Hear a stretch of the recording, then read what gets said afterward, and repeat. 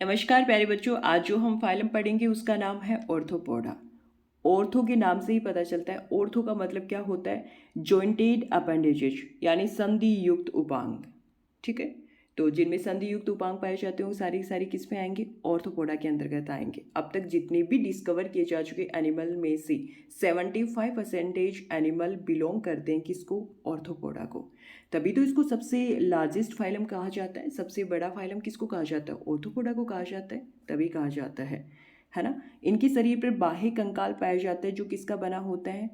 Chitin का बना होता है, काइटिनियस टाइप का होता है। यहाँ पर रेखित पेशियां और ऐच्छिक पेशियों का विकास इसी फाइलम के मेंबर में हुआ है सबसे पहले, है ना। सबसे पहले स्ट्रेटेड मसल्स और वॉलेंट्री मसल्स का जो विकास हुआ है वो इसी फाइलम के मेंबर में हुआ है। तो ये चीज़ें आप क्या करेंगे? याद ही करेंगे, है ना। इसका जो हैबिटाट यानी जो आवास होता है वो कैसा होता है?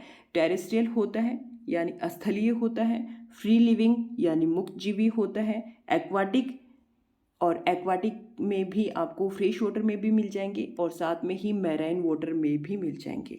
और कैसे होते हैं? पैरासिटिक होते हैं, परजीवी होते हैं। तो इनका हैबिटाट कैसा होता है?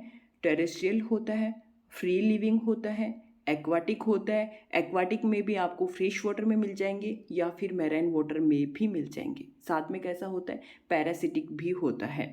इनके अंतर्गत जो सिमेट्री होती है वो कैसी होती है? बाइलेटरल सिमेट्री होती है, द्विपार्श्व सममिति पाई जाती है।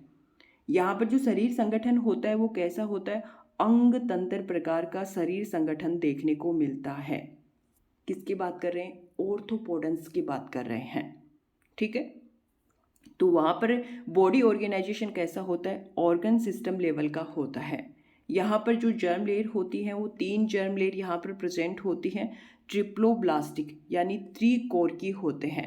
त्रिकोरकी का मतलब होता है 3 जर्म लेयर प्रेजेंट होती है इन ऑर्गेनिज्म के अंतर्गत, एक्टोडर्म, मेसोडर्म और एंडोडर्म। ठीक है, इनकी जो बॉडी होती है वो खंड युक्त होती है, सेगमेंटेड होती है। ठीक है, तो ये चीज़ें आपको ध्यान रखनी है, याद करनी है। आगे देखो, ये ऑर्गेनिज्म कैसे होते हैं? सिलोमेट होते हैं। सिलोमेट का मतलब है यहाँ पर सिलोम पाई जाती है। सिलोम को यहाँ पर हीमोसील कहते हैं। क्यों कहते हैं भैया हीमोसील? क्योंकि यहाँ पर कलरलेस द्रव हीमोलिम्फ से ये भरी हुई होती है और इसी वजह से इसको हीमोसील कहा जाता है।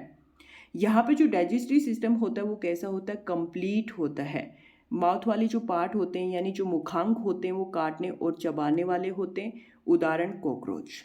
ठीक है भाई, कॉकरोच तो सबने देखा है ना। तो वो किस में आते हैं? ऑर्थोपोडा में आते हैं और उनके जो माउथ वाला पार्ट होता है वो काटने और चबाने के काम में आते हैं। इनकी जो बॉडी होती है वो डिवाइडेड इन 3 पार्ट। 3 पार्ट कौन कौन से? देखो, एक तो हेड हो गया, सिर हो गया, एक थोरिक्स यानी वक्स हो गया और तीसरा यहाँ पर एब्डोमन यानी उधर हो गया। कितने पार्ट में डिवाइड होती है? 3 पार्ट में डिवाइड होती है, सिर, वक्स और उधर, या फिर कह सकते हैं हेड, थोरिक्स और एब्डोमन। ध्यान रखना, कुछ में सिर और वक्स मिलकर के एक संरचना बनाते हैं जिसको कहा जाता है सिरोवक्स, सिफेलोथोरिक्स। ठीक है, याद करना है। आगे देखो, इनमें जो रेस्पायरेशन यानी श्वसन होता है वो बाई जनरल सरफेक्स यानी सामान्य सतह के द्वारा होता है या फिर गिल्स के द्वारा होता है। गिल्स के द्वारा किस में होता है? अरे किस में होता है? क्रिस्टेशियस में होता है ना। आगे देखो, यहाँ पर जो बुक गिल्स के द्वारा किंग क्रेब में होता है, बुक लंग्स के द्वारा स्कॉर्पियोन यानी बिच्छू में होता है और ट्रेकिया के द्वारा किस में होता है? इंसेक्ट में होता है। ट्रेकिया वाला तो सबको मोस्टली पता ही होता है, इंसेक्ट में होता है। तो आप ध्यान रखना, रेस्पायरेशन यहाँ पर सामान्य सतह या फिर गिल के द्वारा होता है। बुक गिल के द्वारा किंग क्रेब में होता है, बुक लंग्स के द्वारा स्कॉर्पियोन में होता है और ट्रेकिया के द्वारा किस में होता है? इंसेक्ट में होता है। यहाँ पर जो एक्सक्रीशन है वो किसके द्वारा होता है? मेल पीगियन ट्यूबल्स यानी मेल पीगी नलिकाओं के द्वारा यहाँ पर एक्सक्रीशन होता है। ठीक है, याद करना भाई, इंपॉर्टेंट है, क्वेश्चन पूछा गया मेल पीगियन वाला। यहाँ पर बाई एंटेनरी और ग्रीन ग्लैंड के द्वारा किस में होता है? क्रिस्टेशियस में होता है। और बाई कोक्सियल ग्लैंड के द्वारा स्कॉर्पियोन यानी बिच्छू में होता है। ठीक है भाई मैं पूछूं आपको स्कॉर्पियन में एक्सक्रीशन किसके द्वारा होता है, तो आप बोलोगे कोक्जेल ग्लैंड के द्वारा होता है। ये क्वेश्चन पूछा गया कोक्जेल ग्लैंड वाला, ध्यान रखना आप। ऑर्थोपोडेंस में सर्कुलेटरी सिस्टम कैसा होता है, ओपन टाइप का होता है, खुले प्रकार का होता है। यहाँ पर जो ब्लड होता है वो रक्त कोटर में क्या होता है, उपस्थित होता है। यहाँ पर सेंसरी ऑर्गन यानी संवेदी अंग होता है वो स्टेटोसिस्ट। स्टेटोसिस्ट क्या करता है, बैलेंसिंग का काम करता है। और साथ में यहाँ पर एंटीना यानी श्रृंगिकाएं और सरल व संयुक्त नेत्र यानी सिंपल और कंपाउंड आइज, ये सारे के सारे सेंसरी ऑर्गन्स का काम करते हैं, संवेदी अंग का काम करते हैं। क्या करते हैं, स्टेटोसिस्ट जो कि बैलेंसिंग का काम करता है, दूसरा यहाँ पर एंटीना है, और तीसरा यहाँ पर सिंपल एंड कंपाउंड आइज है ना।